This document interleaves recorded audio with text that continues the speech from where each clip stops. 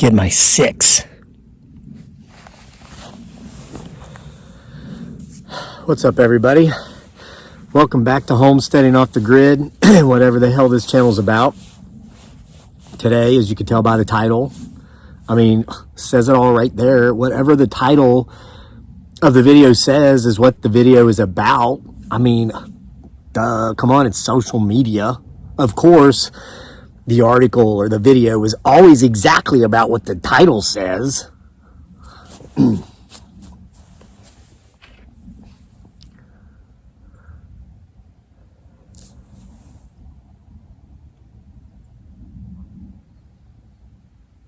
A few of you noticed, huh? My shirt. It's obviously for left-handed people. This is the only shirt I've ever owned in my life that buttons this way. I guess it's for left-handed people. What? That's okay. No one believes that Bigfoot and Sasquatch saw you either. Look at those creepy crawlies. Anyway, so what is it my wife told me not to do that I'm going to do anyway? No, she did tell me not to do this. Grow this wretched thing on my face that looks like roadkill. Just didn't shave when I had, when I was ill there. Tested positive 2 weeks ago today, and I'm already over it.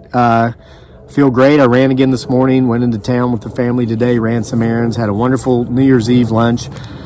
By the way, Happy New Year, and may the soul of Betty White rest in peace forever. This is not a joke. I never thought those memes were funny about her passing away, but Betty White, if you haven't heard the news yet, she actually just died. She was 99, and she was only 18 days away, I guess, from turning 100. She was going to turn 100 on January 17. So, but 99, man, I hope I make it that long. And that my health remains good and all these things. Speaking of good health, that's kind of what I want to talk about today, to a degree. And I'm going to do something my wife, for the last, day or so, since I found out about something she did, something that's going on. And I know I can do something about it to help make a bad situation a little bit better. And I'm going to do that, even though she told me not to. Get into it. But first, going to give a shout out to a couple of a young married couple up in Pennsylvania, pretty much newlyweds, Dick and Jan Blocher, or Blocher, B-L-O-C-H-E-R, Dick and Jan. They've only been married 63 years. Dick is 83 and Jan is 80. And if you may have seen, the video I made 2 weeks ago today, I guess, about having tested positive. I talked about the importance of fitness, overall, good health. There's so much we can't control. Genetics plays a big part, but then there's also a lot that we can control, despite genetics, despite challenges. And one of the biggest ways, of course, diet and fitness. We make a choice to be active or to be sedentary. That's a choice, okay? A lot of folks come up with the excuse of time, etc. No, that's poor time management. And especially, and even if we weren't in a pandemic, if you're fit, you're going to stand a better chance of surviving stuff other than just COVID. And you will reduce the risk of contracting a lot of other nasty things that could be death sentences if you're not fit and you're not healthy. I don't want to belabor that point. I kind of did that already in that video. But Dick commented on that video, and I pinned his comment. He mentioned that I guess he's been watching these videos for a while, and he's always supportive. He's always positive, and I appreciate that. But he said that I had inspired him somehow to start exercising because I guess he hadn't been. And him and his wife, Jan, they now go to a gym, and they take like one of those group exercise classes, is what it sounds like. in the comment where they jog in place to music, they lift weights up over their head, back down to the ground. And he mentioned how he can tell how much easier just simple, I say simple, it's not so simple for everybody, but motion, moving around, daily living skills. Now, I'm still, compared to Dick and Jan, 83 and 80 years old, I'm still a relatively young man at 48. I have friends that are aged, and, you know, we talk about this kind of stuff. And to my understanding, and 70% of my viewers are my age or older, so most of you watching are actually older than me. Just moving around your house, taking a shower, using the toilet, getting in and out of bed becomes more and more difficult with age. That's just a fact. But Dick mentioned in his comment about how he's already noticed, him and his wife both, they can do these simple living tasks more comfortably because they're becoming more fit. They're getting in shape. And if they can do this at 83 and 80 years old, what is our excuse? What's the excuse of that 50-year-old man or that 40-year-old woman or that 20-year-old person? I tell you, that's a dangerous age, because there's something really beautiful about youth in that it's like, okay, I'm not trying to sound terrible here, but think about it. Think of your high school quarterback, okay? Think about how that guy looked 10 years after high school. Did I say more? Because it just, the metabolism slows down. If your activity level drops because you're no longer playing sports in school or whatnot, you're working, you have a family, it's easy to become unhealthy, okay? But we can make the choice to get healthy and to get fit again. So I've kind of belabored this point, but I wanted to give this shout out to Dick and Jan. For an 83-year-old man to begin a new exercise regimen, that inspires me. He said that I inspired him. Sir, you and your wife and your story and your 63 years of marriage inspires me, okay? So here's some stuff I've been looking at and going over. I Googled obesity because I wanted to make sure I understood exactly how it was defined, because definitions change all the time. I can remember once upon a time, obesity was defined as being 20 pounds or more over your ideal body weight. And you think, wow, 20 pounds, that's all? Let me tell you, I mean, I rang in 2021 at 193, and now the last day of 2021, I'm 168. I've lost 25 pounds from running and biking more this year than I have in 15 years. The difference I can tell is phenomenal. And again, I'm only 48. But I guess obesity is currently defined as a disorder involving excessive body fat that increases the risk of health problems. Obesity often results from taking in more calories than are burned by exercise and normal daily activities. So if you're eating, 3,000 calories a day, and you're not exercising, you're not going outside and, doing any landscaping or lawn projects or splitting firewood, or going for walks with your spouse or your significant other or your pet or by yourself, just to hear your own thoughts, just to clear your head, and you're only therefore burning maybe 2,000 calories a day, that's 1,000 calories a day. And I think, if memory serves me correctly, is it 1,500 calories? Unburned calories will add a pound to your, it's either 1,500 or 3,000. But obesity occurs when a person's body mass index is 30 or greater. That means percentage of body fat, 30%, whatever. The main symptom is excessive body fat, which increases the risk of serious health problems. Now get this, and this is, I'm going to do something here. I'm going to do my part for someone else. I'm not going to mention who this someone is. And then I'm going to talk about what my wife told me not to do, because I'm trying to do my part for 2 other people there as well. The mainstay of treatment is lifestyle changes, such as diet and exercise, which is what I just mentioned. And now I'm going to talk about intervention. Intervention for obesity must be, and I never really saw this before, it must be done at the individual, family, and community level to have the best rate of success. I always figured, I thought, well, gosh, I run every day. I do. Why doesn't that guy over there that's obese, or this guy over here that's sedentary and might not, he's overweight, might not be obese, but it's up to him or her or them. Well, actually, according to what this says, intervention must be done at, yeah, it is up to her or him. They're the ones that's got to get out there and do it. You can't do it for them. You know, the 3 to 8 miles a day I run isn't going to benefit the guy across the road who's like obese and walking heart attack waiting to happen. I could run 20 miles a day. It's not going to benefit him. But family and community, I never thought of that. And I will say this. I have a family member, not in my immediate family, not my wife or my kid. We're all active, fit, healthy. But I have a family member who would fit the definition of obese. And I'm not trying to be mean. I'm just being factual. And I know that this family member is in poor health for many different reasons.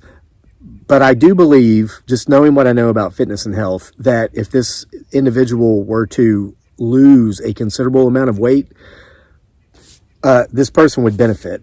Now, there are some health issues with this individual that would not be resolved by weight loss. I know that. There are underlying issues that need other treatments. But just the aches, the pains, the lack of energy, I'm telling you. So here's what I'm doing. I'm taking it upon myself to have a conversation with this person the next time I converse with them about this issue. And I'm just going to be blunt. I'm just going to say, hey, look, this is real. This is an issue, and I want you to be here 10 years from now. Okay. It's somebody I've recently reconnected with after having been estranged from them for 10 years. And, this person has told me that they can't imagine the thought of losing me for 10 years again. I can't stand the thought, and this is a thought that I have, that this person might not be here 10 years from now because of these health concerns. So I am so glad I read this, because I realize I actually can do something, even if it's going to just be having that conversation, letting this person know how important they are to me, and letting them know that I want them to be here with me 20 years from now, not just 10 years from now, but 20 years from now.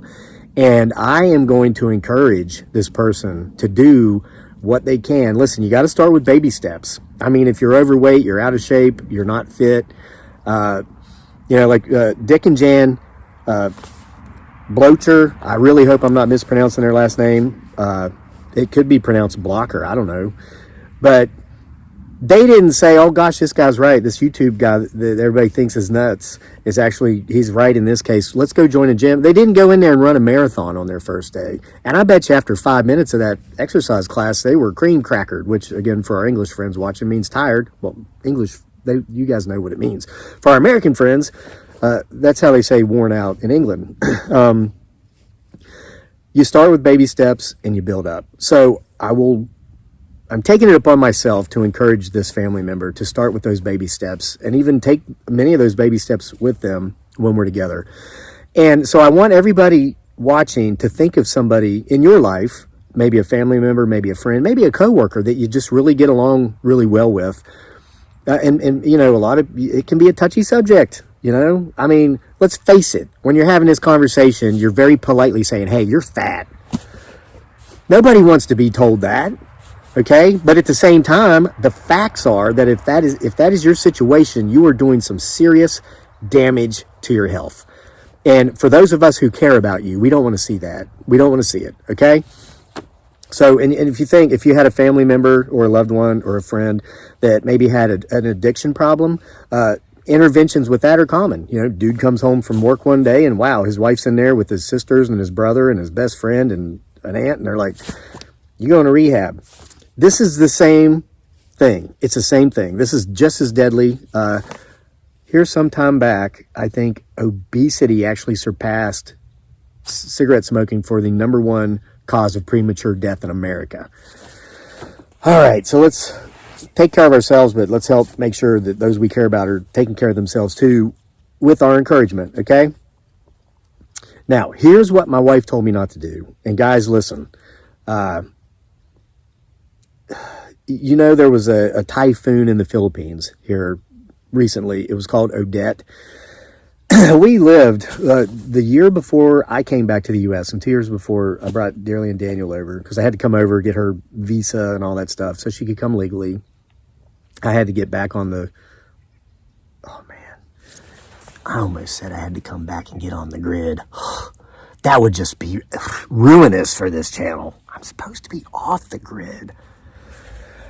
Back on the radar. Okay, so anyway, did that. But shortly before all that happened, we lived through, I can't even remember its name, but 10,000 people died on our island. It was Yolanda, that's what it was. Terrible. That night, we were, well, I was asleep. Dearly was asleep. Daniel was sleeping with us. He was like 3 years old at the time.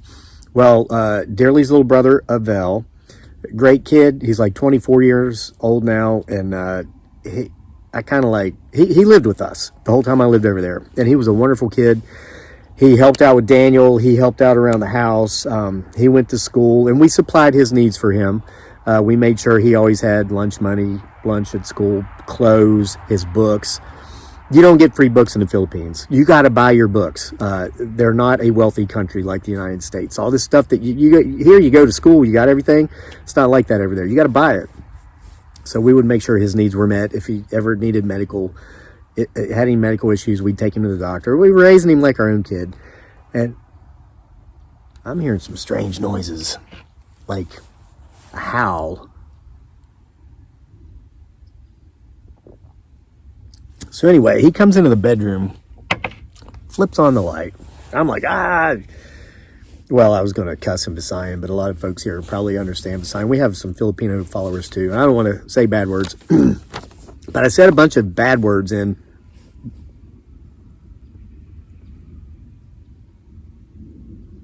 You hear that? It's like a long, drawn out moan or a groan. Because, anytime you learn a foreign language, you always got to learn the bad words first, right? I can cuss in like so many different languages. I learned all that. Had a Kurdish friend over in Iraq, up in Kurdistan. I taught him all the bad words in English, and he taught me all the bad words in Kurdish. Okay, so Odette completely, it wreaked havoc in the Philippines, and it completely destroyed Dearly's favorite aunt and uncle's house. As a matter of fact, I'm going to show you what used to be their house right here. Have a look.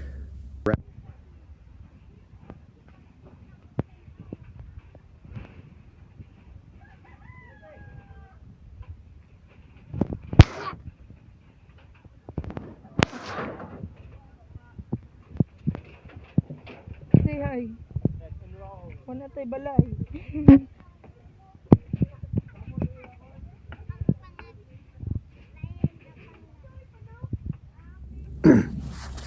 Isn't that terrible? That's Virgie, and I had to write down how to pronounce her uncle's name because it's spelled Kabew, like Kabu, but it's pronounced Cabio. Cabio. I met them, wonderful people. We went to,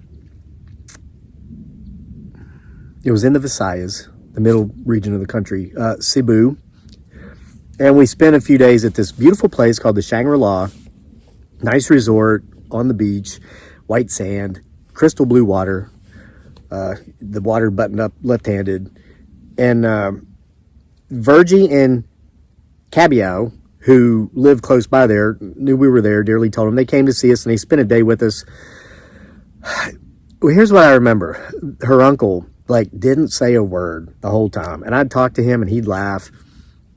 And I'd try to, I thought maybe he doesn't speak very much English. So I would speak to him in Visayan, and he'd laugh because I've got a Southern accent to a degree. Filipinos always loved it when they would hear, well, some of them, when I would speak their language with a Southern accent, the Southern U.S. accent. They just thought that was the funniest thing. And, but he still didn't talk. And I didn't know until they left that, the reason why is because he stutters very badly. He's got a very bad stutter. And he was embarrassed. He's embarrassed by this. And I told my wife, that's a shame. I wouldn't have laughed at him or poked fun at him for that. And I wish he would have talked. But she told me that they loved her because my wife, Dearly, she talks as much or more as me. And so does our son. It's like we're always talking on top of each other around here. So they would get her when she was a little girl. They would keep her on weekends because her uncle especially loved to just hear her talk, just blah blah blah blah blah blah blah blah blah, nonstop talk. But they made a very good impression on me because we bought lunch when they were there from the resort. They tried to chip in, and I said, absolutely not. You're our guests, okay? We tried to give them money for the cab ride home. Remember, most countries outside of advanced Western nations, public transportation is the main way of travel. They refused to take money from us. And let me tell you, and you just saw what used to be their house. These are not affluent people. These are very poor people. And despite that, and here I am, a well-to-do American at the time. Now, most of our years there, we were living in adjunct poverty as well. But this was towards the end of our time there, and we were doing really well for ourselves, able to come here and get this place and live happily ever after. They wouldn't take a pesos from me. And $1 is worth 50 U.S. pesos. They wouldn't take 50 pesos for the cab ride home, which is only $1. It wasn't pride. It was dignity. There is a difference between the two. But they're not, you think of dignity, you think of dignified people, you think of, here in the South at least, that's a good word for lazy. Like a lot of people are so dignified and all they do is sit around on their dignity. They don't work because they see themselves as being above jobs that just don't pay what they feel they're worth. So it's better to be unemployed, not work, than to work for $20 an hour. I will never understand that. Hey, that's not dignity. That's lazy. Okay? So these were truly dignified people.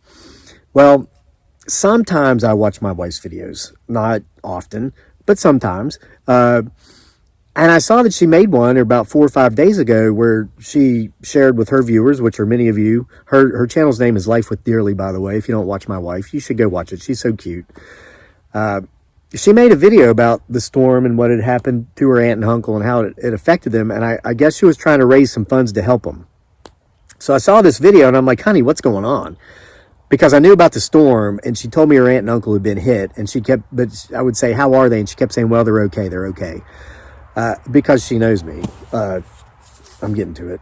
I think she was able to raise $140, and thank you if you're among the people that PayPal'd her money for that. The situation at the time before she made that video is that her aunt and uncle and their children, they have 4 children, they all live together, 6 people, 2 or 4 children. Their kids didn't come with them when I met them. Okay, so I only met the aunt and the uncle. They were staying in a shelter, like a FEMA shelter, but it wasn't FEMA, of course, because it's the Filipino government. Dearly's concern and their concern, especially with the COVID spikes going on worldwide right now. As a matter of fact, Monday, which is just a couple days from now, as of this recording, Manila's going back on lockdown. Nobody's allowed to leave their house. I think they get like 2 days a week where they're allowed to go out. Like each different district gets, okay, you guys can go out on Monday. You guys can go out on Tuesday for provisions or whatnot. And other than that, the other 6 or 5 days at least, you can't leave your home. So they're getting ready to go back down on lockdown because of the spike. So they were in this shelter and people were getting sick. And the concern was they were going to contract COVID or other illnesses just from being in this massive group of people who had had their homes destroyed by the typhoon. So with that $140, Dearly sent the money over, and they were able to buy like a big tarp, and they've made like a makeshift lean-to or shanty out of some of the salvageable materials of their old house with the tarp, so they were able to leave the shelter. So at least now the threat of contracting illness from being among a mass of people has been reduced. I don't know if it's been eliminated, but it's been reduced. So I said to Dearly, how much would it cost to rebuild that house? Now, mind you, the materials are not expensive, but it is for those folks. Basically, to rebuild their house, it would cost $1,500 US. You're like, a house for 50? Yeah. That would be roughly 75,000 pesos in the Philippines. 50 to 1 is the conversion rate. It would be built of, some coconut lumber, a lot of cinder blocks, and the roof is usually like palm or coconut leaves, and they've got to be replaced every 5 years. But it's all inexpensive materials. But $1,500 for her aunt and uncle and many folks living over there under those conditions would be pretty much the equivalency of $150,000 over here. I told Dearly, let's send him the money. And she goes, no, don't. This is why she doesn't like to tell me about when her family has problems. Like when her sister died almost a year ago. I mean, it's not that she tried to hide that from me. That was terrible. But when nobody had money for the funeral services and stuff, we took care of that. And then she died giving birth to her little boy, who was not doing well. He was still in the hospital. He was in what's called the public hospital, which is like, tell you, those of you who love the idea of socialized healthcare, go experience it and then come back and let's have that conversation again. This baby was dying, but the family didn't have money to put him in a private hospital. We took care of it. I said, and I can't remember, I don't want to throw out numbers. I said, this kid's going to die. It doesn't matter how much it costs. Today, that kid is getting ready to turn 1 year old. He's being raised by Dearly's mother. He's healthy. He's pudgy. He's on pace for me to have a conversation with him someday about, hey, now you might be gaining a little bit too much weight. He's doing really well. So the point of this is she didn't want me to know that Virgie and Cabio had lost their house entirely and need $1,500 to rebuild it, because she said she didn't want me sending it, because she knows I will. So here's what I'm doing. I'm going to, in the description box of this video, I'm going to put my wife's PayPal account name, email, and stuff associated with it. I know we just had tornadoes. I know we just had Christmas. I know Americans are struggling, okay? I don't want anybody who doesn't have their bills paid and who doesn't have excess laying around in the bank sending us a dime. But if any of you feel compelled to send anything, even $5, send the $5, as long as your needs are met first, okay? And what I'm going to do to keep the peace with my wife, because I know she'll probably see this video, or I'll tell her, I don't keep secrets from her. That's one of the, I would be willing to bet Dick and Jan Blotcher, who have been married for 63 years, probably don't keep secrets from each other either. Dearly's going to know I did this. So here's my out. This is my out. I'm going to match whatever's sent, okay? Well, I'm going to more than match it. If it depends, the $1,500 will be received so that house can be built. If you guys accumulate, cumulatively send us $500, I'll add 1,000 to it. The house is going to happen. That's my point. So I guess the more you send, the less trouble I'm in with the wife.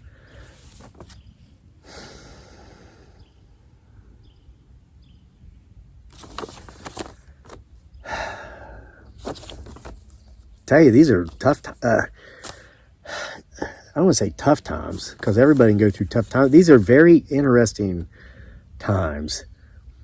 COVID, the weather events. And again, I'm not trying to be funny. This is not tongue-in-cheek. But Betty White passing away 17 or 18 days before she turned 100 on New Year's Eve. Because you remember all those memes that used to circulate. I never understood that. What is so... But, whatever. Listen, it's New Year's Eve.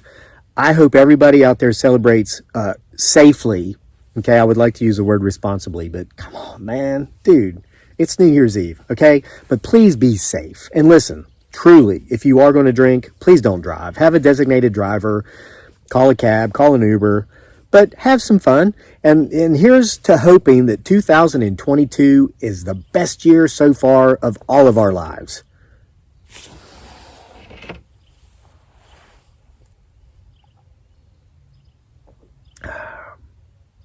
See you next time for more.